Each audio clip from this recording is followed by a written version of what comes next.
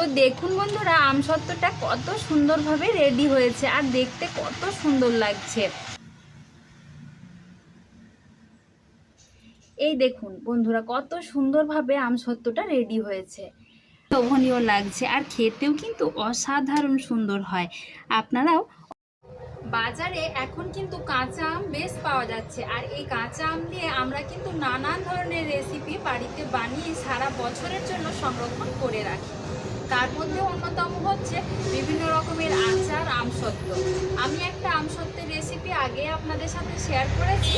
আজকে একটা অন্য ধরনের আমসত্ত্বের রেসিপি আমি আজকে শেয়ার করে দেখাতে চলেছি। তো নমস্কার বন্ধুরা, আমার চ্যানেলে আপনাদেরকে আবারও একবার স্বাগত জানিয়ে আজকের পর্বে আরেকটা বিশেষ ধরনের আমসত্ত্বের রেসিপি আপনাদেরকে শেয়ার করে দেখাবো। তাহলে চলুন দেরি না করে ঝটপট আমার আজকের রেসিপি শুরু করি। তো আমসত্ত্ব বানানোর জন্য আমার তো এখানে সবার প্রথমে লাগবে আম। আমি এখানে বেশ কয়েকটা আম, মোটামুটি 5 থেকে 6টা মতো আম এভাবে ছোট ছোট টুকরো করে কেটে নিয়েছি। আমসত্ত্ব বানানোর ক্ষেত্রে কিন্তু এমন কোনো ব্যাপার নেই যে আপনাদেরকে কাঁচা দেখে, শক্ত দেখে আমি নিতে হবে।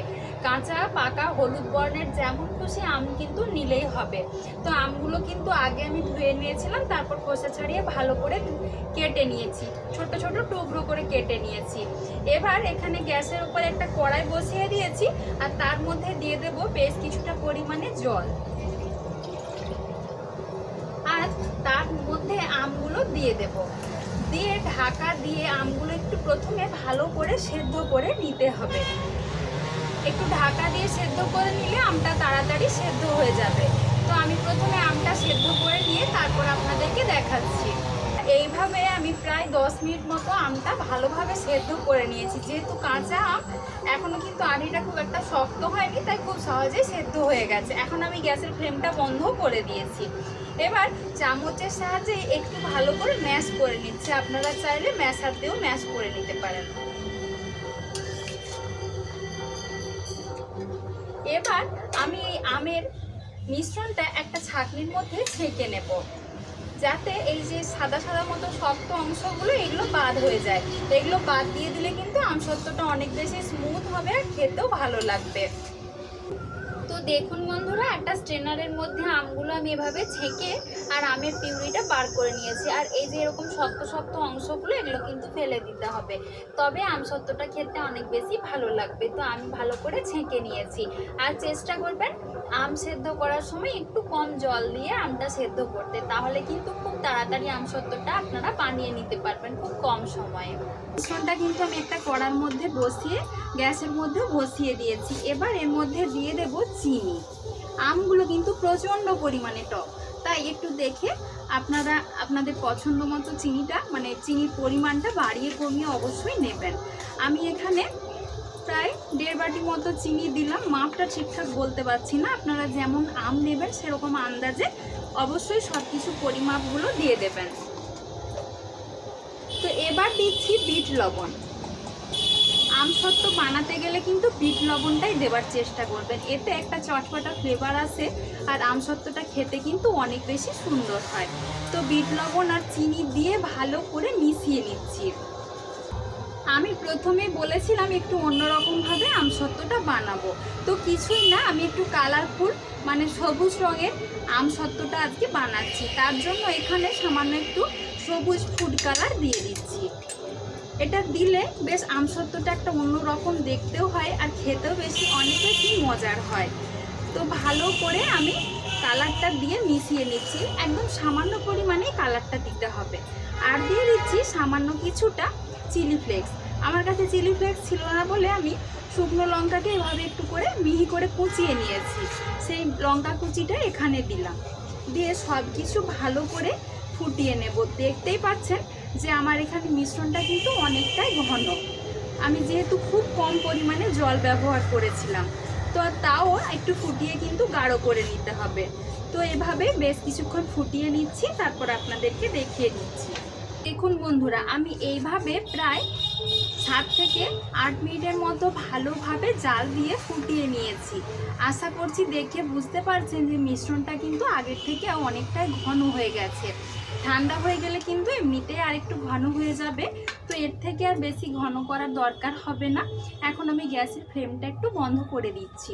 তারপর এটা একটু ঠান্ডা করে নেব। না ঠান্ডা করলেও কোনো অসুবিধে নেই, তবে আমি সামান্য একটু কড়ার মধ্যে এভাবে নেড়ে নেড়ে ঠান্ডা করে নেব। ততক্ষণে আমি যে থালাটার মধ্যে এই আমসত্ত্বটা বানাবো সেই থালাটা রেডি করে নিচ্ছি। থালাতে অল্প কিছুটা আমি সরষের তেল দিয়ে দিয়েছি। আপনারা চাইলে এখানে সাদা তেল দিতে পারেন বা ঘিও দিতে পারেন, তবে যে কোনো কিছু অবশ্যই দেবেন, যাতে করে আমসত্ত্বটা বানানোর পর কিন্তু খুব সহজে থালা থেকে উঠে আসে। তো আমি এখানে সরষের তেলটাই ব্যবহার করেছি। একদম থালার গা অবধি ভালো করে মাখিয়ে নিচ্ছি। আমি মোট দুটো থালাতে আমসত্ত্বটা বানাবো, একইভাবে আরেকটা থালাও আমি রেডি করে নিচ্ছি। তো থালায় আমি তেল মাখিয়ে নিয়ে রেডি করে নিয়েছি। এবার মিশ্রণটা আমি অল্প অল্প করে থালার মধ্যে, দুটো থালার মধ্যে ঢেলে দেব।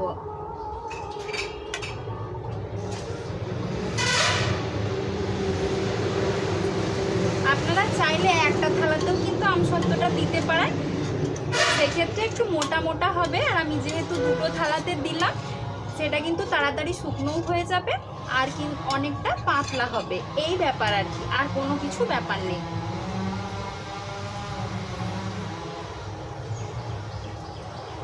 তো এবার আমি থালাটার মধ্যে সমানভাবে চারিদিকে ছড়িয়ে দেব, যাতে কোনো দিকটা বেশি মোটা কোনো দিকটা বেশি পাতলা এরকম না হয়। তো দেখুন বন্ধুরা, দুটো থালাতেই সুন্দরভাবে কিন্তু আমি এটা মিলে নিয়েছি। এবার এটা আমি রোদে দিয়ে শুকিয়ে নেব। আপনাদের বাড়িতে যদি রোদের সমস্যা হয়, মানে রোদ না থাকে, তাহলে কিন্তু আপনারা ফ্যানের তলাতে রেখে এই আমসত্ত্বগুলো শুকিয়ে নিতে পারেন। সেক্ষেত্রে একটু সময়টা বেশি লাগবে, আর কোনো ব্যাপার নেই।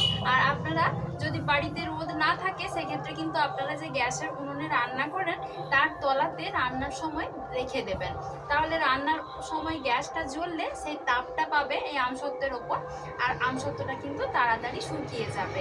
আর না হলে কিন্তু আপনারা নর্মাল ফ্যানের হাওয়াতেও রেখে দিতে পারেন। তো আমার বাড়িতে যেহেতু রোদের কোনো সমস্যা নেই, আমি রোদে দিয়ে শুকিয়ে নিচ্ছি। ছাদের এইখানটাতে কিন্তু অনেক বেলা পর্যন্ত রোদ থাকে, আমি এইখানটাতে এগুলো শুকনো করতে রেখে দেব। আর ওপর থেকে একটা পাতলা সুতির কাপড় দিয়ে দেব, যাতে কোনো কিছু পাখি টাখি মুখ না দিতে পারে আর কোনো ধুলোবালি না পড়ে। তো এভাবে আমি 2 দিন থেকে 3 দিন রোদে দিয়ে শুকনো করে তারপর আপনাদেরকে দেখিয়ে দিচ্ছি যে আমসত্ত্বটা কেমন হয়েছে।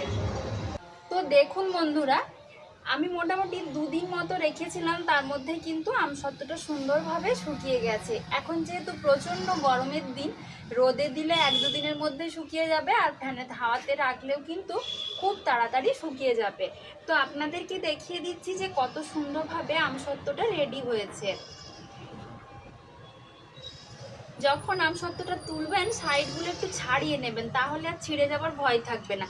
এই দেখুন, আশা করছি দেখে বুঝতে পারছেন কত সুন্দরভাবে আমসত্ত্বটা উঠে আসছে থালার ভেতর থেকে।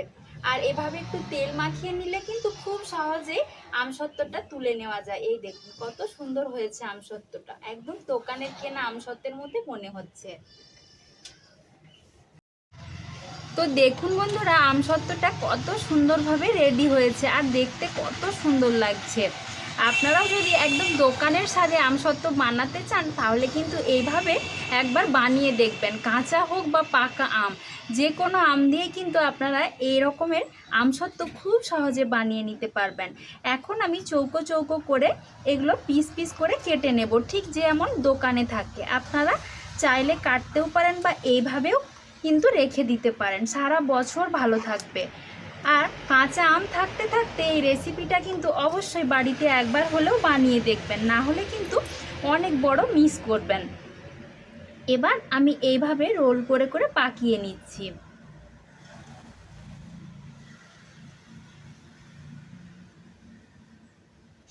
এই দেখুন বন্ধুরা, কত সুন্দরভাবে আমসত্ত্বটা রেডি হয়েছে। আর যেহেতু একটু মোটা করে মিলেছিলাম, তাই কিন্তু আমসত্ত্বটা অনেক সুন্দরভাবে একদম দোকানের মতো বানিয়ে নিয়েছি। একইভাবে কিন্তু আমি এই প্রতিটা টুকরো এভাবে রোল করে নিচ্ছি।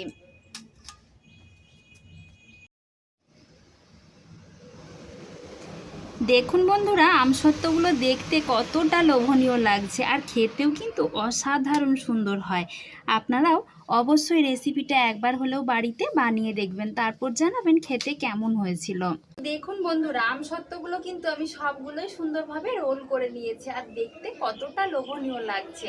আপনারাও কিন্তু কাঁচা আমের সিজন থাকতে থাকতে এই রেসিপিটা একবার হলেও বাড়িতে বানিয়ে দেখুন আর সারা বছর জুড়ে সংরক্ষণ করে রাখুন।